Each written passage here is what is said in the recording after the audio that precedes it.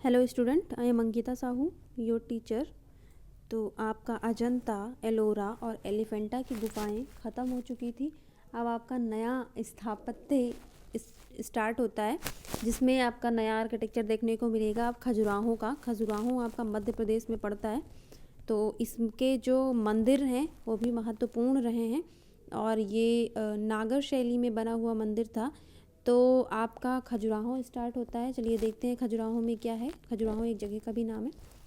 खजुराहो 10वीं-11वीं शताब्दी के नागर शैली में बने हुए हिंदू मंदिरों के लिए विख्यात है। तो यहाँ पे जो है जैन और हिंदू दोनों मंदिर बने हुए हैं, लेकिन सबसे ज़्यादा प्रसिद्ध जो है वो हिंदू मंदिरों के लिए खजुराहो प्रसिद्ध है। तो ये 11वीं शताब्दी के लगभग बना था, और ये नागर शैली में बना हुआ था। नागर शैली क्या है आपका, तो ये अलग अलग स्टाइल होते थे जो आर्किटेक्चर होता है उनको बनाने का। तो आपका जैसे साउथ के जो भी मंदिर बने हैं वो द्रविड़ शैली में बने हैं, और आपके जो है मध्यकाल के जितने मंदिर बने हैं वो नागर शैली में बने हैं। जैसे कि आपका जितने भी दिल्ली में मंदिर बने हैं, जितने भी मध्य प्रदेश में मंदिर बने हैं, वो सारे नागर शैली में बने हुए हैं। और आपका एक बेसर शैली भी है, उसका बहुत ही कम प्रयोग किया गया है। तो इस प्रकार से आपके अलग अलग स्टाइल होते थे इनके आर्किटेक्चर के। तो ये नागर शैली में बना हुआ मंदिर है, और यहाँ पे हिंदू का जो मंदिर है, हिंदू धर्म का, वो विश्वविख्यात है। यह मध्य प्रदेश के छतरपुर जिले में 40 किलोमीटर तथा महोबा से 56 किलोमीटर की दूर पर स्थित है। तो अभी आपको बताया खजुराहो एमपी में है, मध्य प्रदेश में, और वहाँ पर एक छतरपुर ज़िला है। छतरपुर ज़िले से 40 किलोमीटर दूर, और महोबा भी एक ज़िला है वहाँ पे, तो महोबे से भी 56 किलोमीटर की दूरी पर खजुराहो जो है वो स्थित है। खजुराहो की भव्य कला वैभव का निर्माण 950 से 1050 ईस्वी के मध्य में हुआ था। तो इसका जब इसकी जो निर्माण हुआ है वो पूरा ये जो है 100 सालों के लगभग बीच में हुआ है। चंदेल नरेश शैव मत के अनुयायी थे, किंतु वे किसी अन्य धर्म के विरोधी भी नहीं थे। अतः वैष्णव तथा जैन मंदिर भी खजुराहो में निर्मित हुए हैं। तो जिन शासकों ने इसको बनवाया था वो चंदेल नरेश थे। चंदेल शासकों ने इसको बनवाया था। जैसे आप लोग पढ़ते आ रहे हो, अजंता, एलोरा, एलिफेंटा, जैसे आपने पढ़ा कि अजंता में 5 राजवंशों ने काम करवाया, एलोरा में सबसे ज़्यादा अच्छा काम जो करवाया वो राष्ट्रकूट ने करवाया था। इसी प्रकार जो है आपका एलिफेंटा है, उसमें भी राष्ट्रकूटों ने काम करवाया है, और एक कलचुरी वंश था उसने काम करवाया है। तो इसी प्रकार खजुराहो में आपका चंदेल वंश के राजवंशों ने काम करवाया है, शासकों ने काम करवाया है। तो जो चंदेल राजवंश थे वो शैव धर्म को मानते थे, अर्थात शिव भगवान को मानने वाले थे। वैष्णव संप्रदाय को भी मानते थे, विष्णु भगवान को भी मानते थे ये लोग। लेकिन इन्होंने शिव के साथ साथ विष्णु का और यहाँ पर जैन मंदिरों का भी निर्माण करवाया है खजुराहो में। अब देखते हैं कि खजुराहो का नामकरण किसके आधार पर खजुराहो इसका नाम पड़ा। तो खजुराहो नाम के विषय में विभिन्न मत हैं। किंवदंती के अनुसार खजुराहो का नाम इसलिए पड़ा क्योंकि नगर के एक प्रमुख द्वार के दोनों भाग में स्वर्ण से बने हुए जो खजूर के वृक्षों से सुसज्जित थे। तो जो खजुराहो इसका नाम पड़ा है, तो एक कहानी के अनुसार ऐसा माना जाता है कि जो इसका खजुराहो नाम पड़ा है, तो जहाँ से खजुराहो नगर स्टार्ट होता है वहाँ पर इसके प्रमुख द्वार पर 2 यहाँ पर खजूर के वृक्ष बने थे जो कि सोने से सज्जित थे। पहले की बात कर रहे हैं और कहानी की बात कर रहे हैं ये, तो इसीलिए इसका नाम खजुराहो पड़ गया था।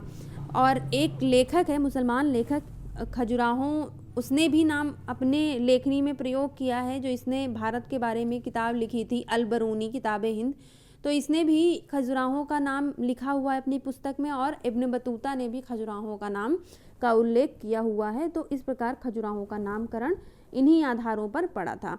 अब देखते हैं खजुराहो का जो सबसे प्रमुख मंदिर है वो है कांदरिया महादेव मंदिर। अभी आपको बताया कि शैव संप्रदाय के थे जो चंदेल राजवंश के शासक थे। तो अब हम देखते हैं कांदरिया महादेव मंदिर में, महादेव मतलब भगवान शिव, तो यहाँ पे क्या बनाया गया है। यह मंदिर विद्याधर द्वारा 1065 ईस्वी के लगभग बनवाया गया शिव मंदिर है। तो इसको चंदेल शासक विद्याधर ने बनवाया था इस मंदिर को।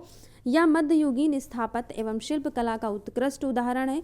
इसके बाद से ही यहाँ स्थापत्य का पतन प्रारंभ हो गया। तो अभी आपको बताया कि जो मध्ययुगीन जितने भी मंदिर बने हैं सारे नागर शैली के अंतर्गत बने हैं, और ये बहुत सुंदर मंदिर बनाया गया है, सर्वश्रेष्ठ उदाहरण माना जाता है आर्किटेक्चर का। और इसके बाद जो है वो आर्किटेक्चर जो है धीरे धीरे ख़त्म होने लगा था। यह मंदिर इस समय का सबसे अधिक विकसित मंदिर है। कहते हैं कि जब महाराजा विद्याधर दूसरी बार भी मोहम्मद गजनवी को परास्त कर भगाने में सफल हुए, तब उन्होंने इसे भगवान शिव की कृपा माना और भगवान शिव का विशाल मंदिर निर्मित करवाया। तो गजनवी ने जो है लगभग 17 बार आक्रमण किया था भारत में। आप लोगों को शायद पता भी होगा कि उसने सोमनाथ मंदिर जो है उससे बहुत सोना लूट कर भी ले गया था मोहम्मद गजनवी। तो जब यहाँ पे मोहम्मद गजनवी दूसरी बार जब इसने आक्रमण किया था, तो इन्हीं महाराज विद्याधर ने, जो चंदेल शासक थे, उन्होंने उसको परास्त करके मतलब हरा कर भगाया था यहाँ से। और जब उस मोहम्मद गजनवी इनसे हार गया था, तो उसी के इन्होंने अपनी जीत पर ये मंदिर बनवाया था, जो कि भगवान शिव को समर्पित किया था। और काफ़ी विशाल बड़ा मंदिर है ये। यह मंदिर 117 फीट ऊंचा व इतना ही लंबा तथा 66 फुट चौड़ा है। इस मंदिर के गर्भगृह में संगमरमर का बना शिवलिंग है, जो विशाल है। तो ये मंदिर जो है अभी आपको बताया काफ़ी विशाल बना हुआ है। तो 117 फीट ऊंचा है और इतना ही लंबा है और 66 फीट चौड़ा बना हुआ है। इसके बीच में जो गर्भगृह है उसमें संगमरमर का बना हुआ शिवलिंग है। तो ये आप लोग देख सकते हैं कांदरिया महादेव का मंदिर जो है, जो खजुराहो में आपका स्थित है। ये कितना भव्य मंदिर ये पत्थरों से बनाया गया है, जो कि शिव भगवान को समर्पित किया गया है। आगे देखते हैं कि इसमें और क्या चीज़ है। तो मंदिर में सुंदर मूर्तियां देखने को मिलती हैं, जो अन्य मंदिरों की भांति देवी देवताओं, सामाजिक जीवन के क्रियाकलापों आदि की मूर्तियां निर्मित हैं। तो यहाँ पे जो खजुराहो है वो मुख्यतः मूर्तियों के लिए बहुत प्रसिद्ध है और इसका सर्वश्रेष्ठ जो मंदिर है वो कांदरिया महादेव का माना जाता है। इसके अंतर्गत जो स्कल्पचर बनाए गए हैं वो भी बहुत महत्वपूर्ण माने जाते हैं।